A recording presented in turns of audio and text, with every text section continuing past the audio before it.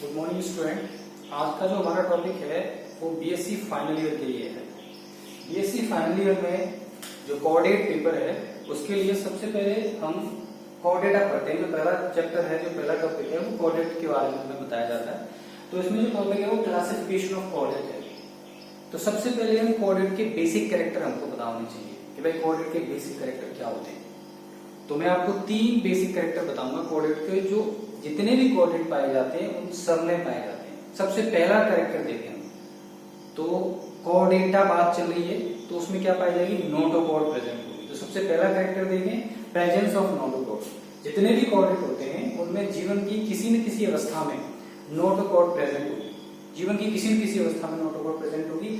अगर भ्रूण अवस्था में है तो भी वो कोऑर्डिनेट कहलाएगा। हो सकता है कि वो आगे बढ़, जैसे जैसे उसका ग्रो हो तो वो नोटोकॉर्ड फिनिश हो जाए, वो वर्टिकल कॉलम में बदल जाए, जैसे हमारे अंदर होता है। अगर ह्यूमन बींग्स में देखेंगे तो आप उनमें नोटोकॉर्ड हमारे अंदर नहीं है अभी। अगर हम एडल्ट हो गए, बड़े हो गए, तो उनमें हमारे अंदर नोटोकॉर्ड नहीं प्रेजेंट होती, हमारे अंदर वर्टिकल कॉलम होता है। लेकिन हमारे अंदर कब होती है, जब हम एम्ब्रायनिक स्टेज में होते हैं। तो उस टाइम कह सकते हैं कि हम भी क्या है, कोऑर्डिनेटा है। लेकिन हम एडवांस कोऑर्डिनेटा है, हमें वर्टिब्रेट भी कहते हैं। इसीलिए प्रेजेंस ऑफ नोटोकॉर्ड सबसे पहला कैरेक्टर होता है। दूसरा कैरेक्टर हम देखें, जितने भी कोऑर्डिनेट है उनमें नर्वस सिस्टम जो होता है वो हमारी डोर्सल सरफेस पे पाया जाता है।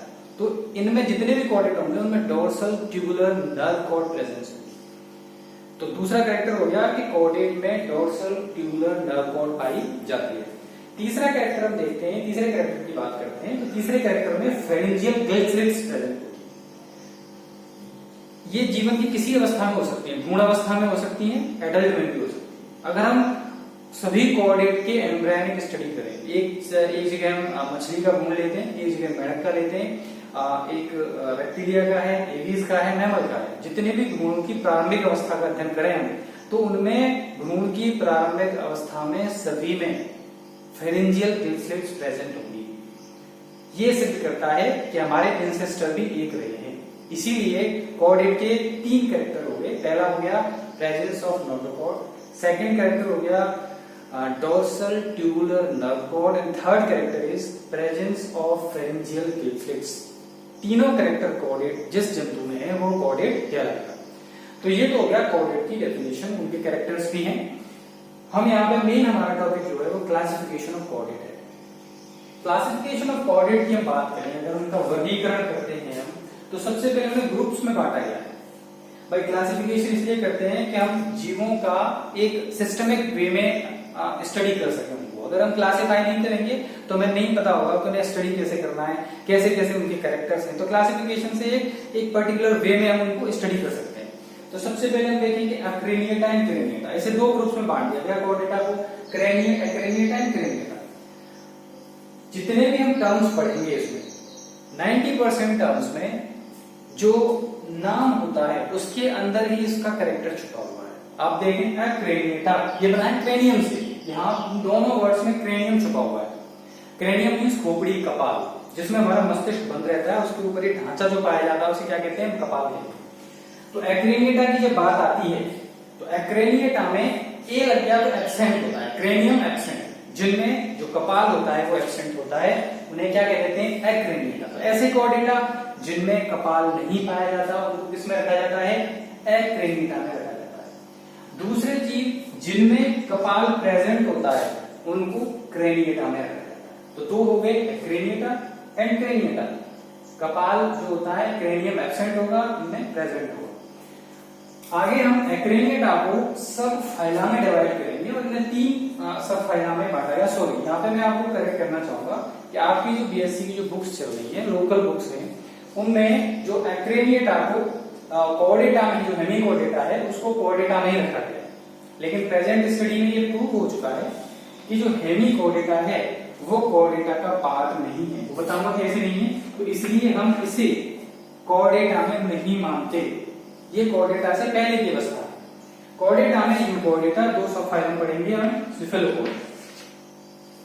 एक्रेनिएटा में देखो, सबसे पहले मैं हेमीकोऑर्डिनेटा के बारे में बताता हूँ। ऐसा माना जाता है कि पहले हेमीकोऑर्डिनेटा का जो जंतु है बैलेनोग्लोसस, उसके अंदर उसकी बक्कल कैविटी में एक नोटोकॉर्ड जैसी कॉर्ड पाई जाती थी, उसे कहते थे स्टोमोकॉर्ड। वो की डाइजेस्टिव सिस्टम का पार्ट था। स्टोमोकॉर्ड जो बैलेनोग्लोसस में पाई जाती है वो डाइजेस्टिव सिस्टम का पार्ट होती है, वो बक्कल डाइवर्टिकुलम होता है। लेकिन इसे पहले वैज्ञानिकों ने नोटोकॉड समझ लिया और इसे हेमिकोडेटा में रख दिया था।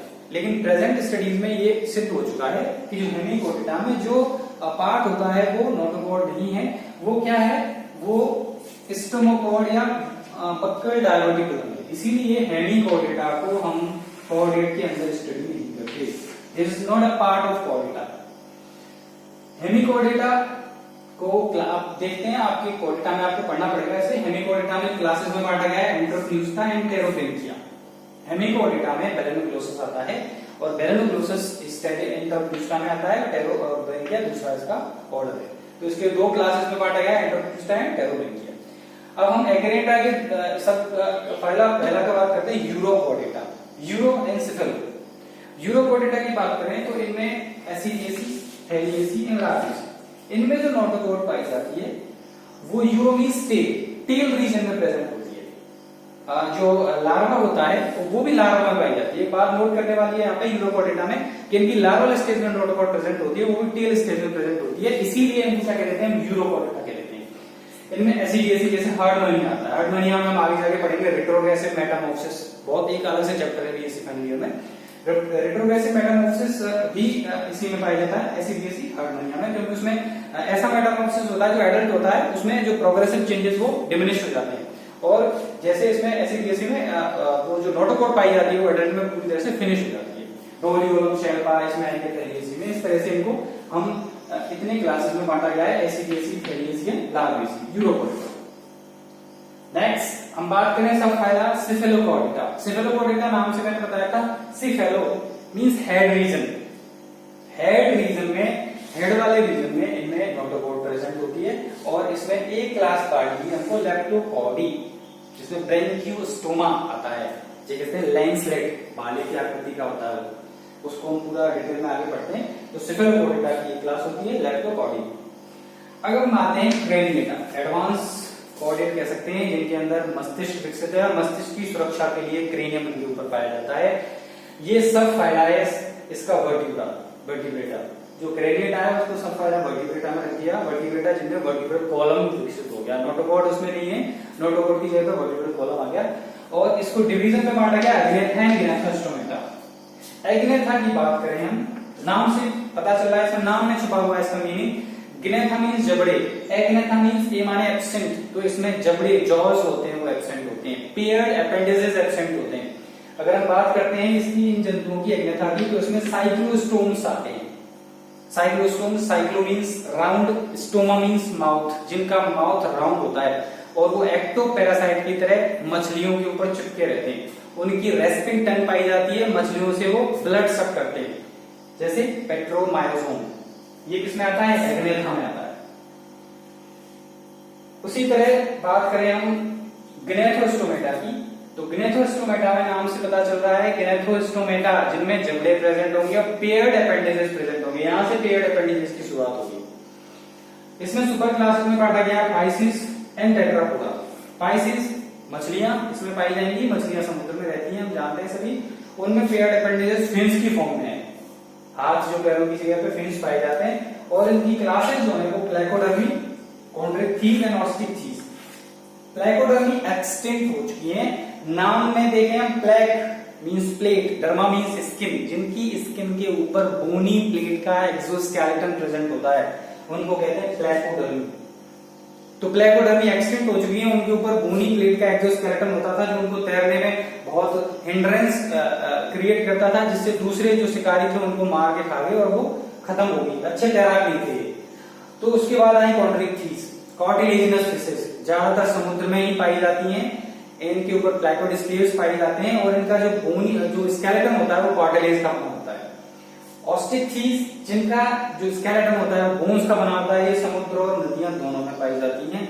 और इनमें ऑपर्कुलम प्रेजेंट होता है, इनमें नहीं होता। ये आगे कैरेक्टर पढ़ेंगे हम। तो पाइसिस की मेन 3 क्लासेस हम बता रहे हैं यहाँ पे, प्लेकोडर्मी, कॉन्ड्रिक्थीज एंड ऑस्टिकथीज।